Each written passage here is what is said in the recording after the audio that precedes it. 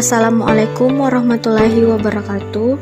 Saya Wahdania Nur Arfiani Ashari, mahasiswa STIM Akba kelas TI 41.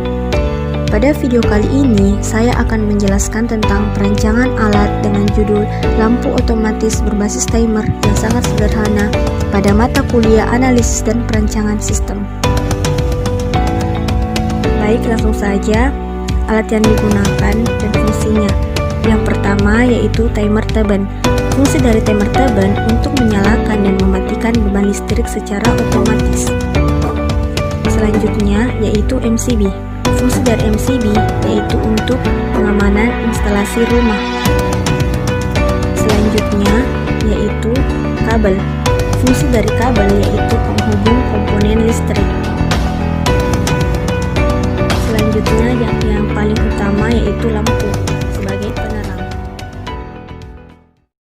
Selanjutnya, bagaimana pembuatan flowchart pada alat yang akan saya rancang ini? Jadi, saya akan merancangnya menggunakan diagram online Flow.io Pro, yaitu aplikasi diagram aktif Google Drive yang memungkinkan untuk menggambar diagram alir, UML, ERD, flowchart, dan lain-lain. Jadi, pada flowchart ini, pertama-tama kita menggunakan simbol titik terminal atau terminal point symbol.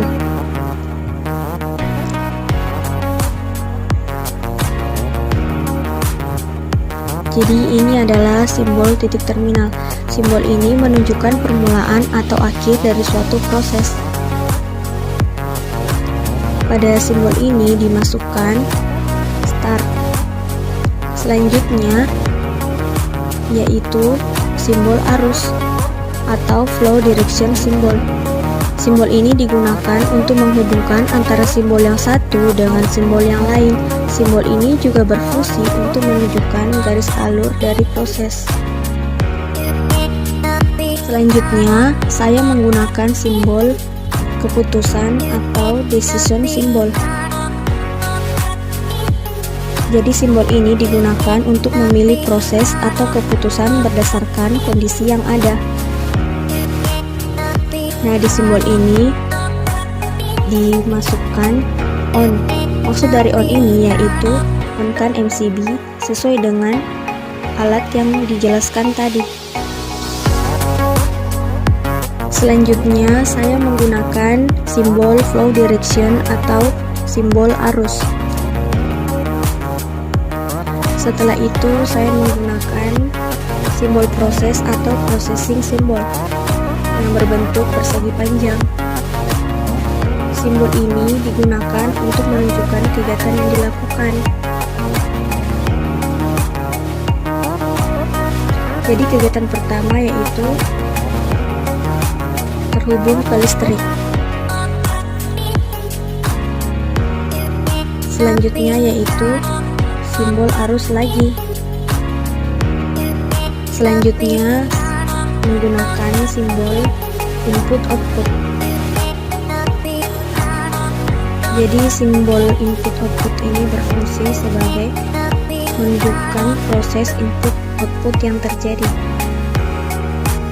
Jadi proses input yang pertama yaitu set timer on.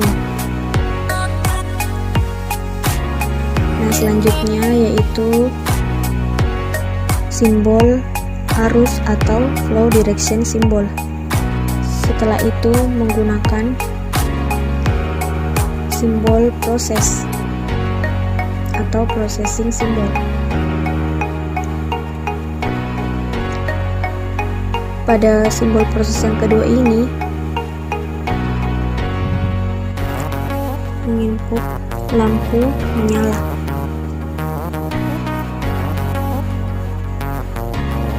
Selanjutnya yaitu simbol arus atau flow direction symbol. Setelah itu kita menggunakan simbol input output.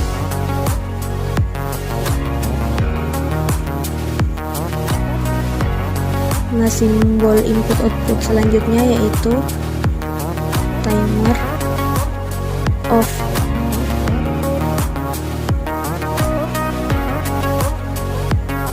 Setelah itu menggunakan simbol arus lagi.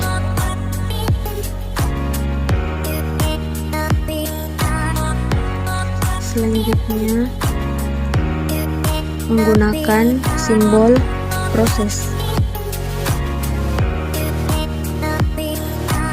Simbol proses selanjutnya yaitu diinputkan lampu mati.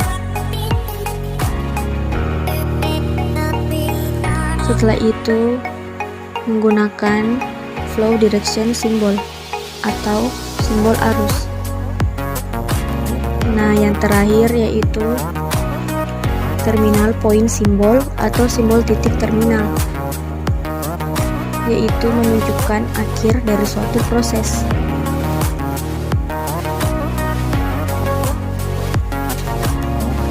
Jadi kita tulis selesai.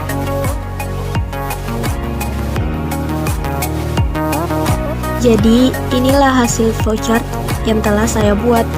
Sekian, kurang lebihnya mohon dimaafkan. Assalamualaikum warahmatullahi wabarakatuh.